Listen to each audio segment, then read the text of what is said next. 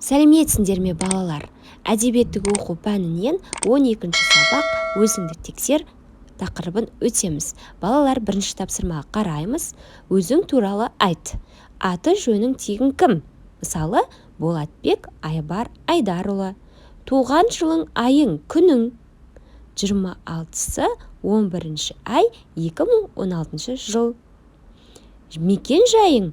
Шымкент қаласы, Абай көшесі, 17-ші үй. Телефоның 8-775-624-45-46. Міне, осы үлгі бойынша өздеріңнің аты жөндеріңді, тектеріңді, туған жылдарыңды, мекен жайларыңды, телефондарыңды айтыңдар. Балалар, екінші тапсырмаға қарайық. Өлеңді оқы, өзіңнің есімің туралы әңгімеле.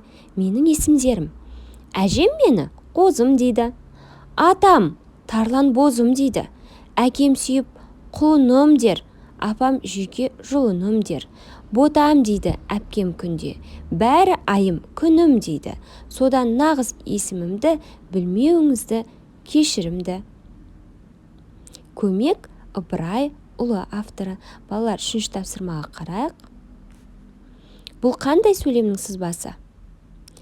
Бірінші сұраулы сөйлемнің сызбасы, яғни ол жерде сұрақ белгісі тұр.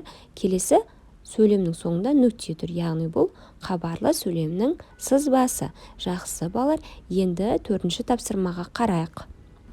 Төртінші тапсырма. Мен киіз үйде өстім. 12 жасымда домбыраны әкемнің інісінен үйрендім. Бұл қай кейіпкердің сөзі? Қажымұқан Мұхатбасов немесе Жамбыл Жабаев? Жақсы, дұрыс айтасыңдар, Жамбыл Жабаевтың сөзі. Балалар, енді келесі 5-ші тапсырмаға қараймыз. 5-ші тапсырма: сұрақтарға жауап бер. Қажымұқан нені тісімен көтерді? Дұрыс айтасыңдар. Қажымұқан бірнеше кіртасты тісімен көтерді. Нені мойнына орап майыстырды? Білекте темірді мойнына орап майыстырды.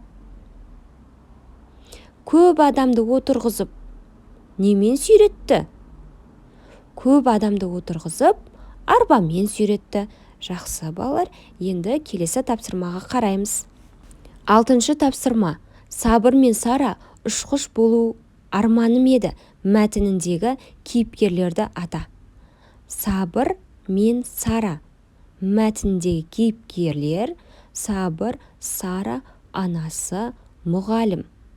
Ұшқыш болу арманым мәтіндегі кейіпкерлер: Хиуаз Доспанова. Жақсы, енді балалар, келесі тапсырмаға қараймыз. 7-ші тапсырма: өлеңнің ұйқас сөздерін сәйкестендіріп оқы.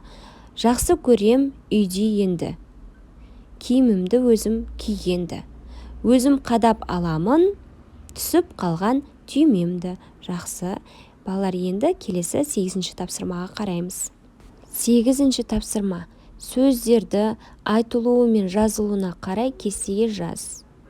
Айтылуы және жазылуына қарай кестеге жазамыз. Мысалы, қозым, ботам, қоным, айым, күнім деген сөздерді жазуымыз керек. Айтылуы: қозым, балалар.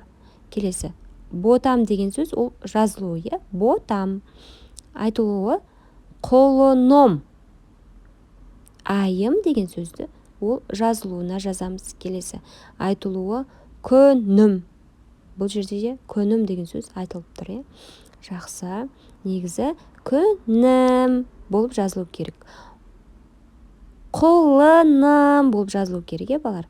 Қозым деп жазылу керек. Жақсы балалар, енді балалар, осымен біздің сабағымыз аяқталды.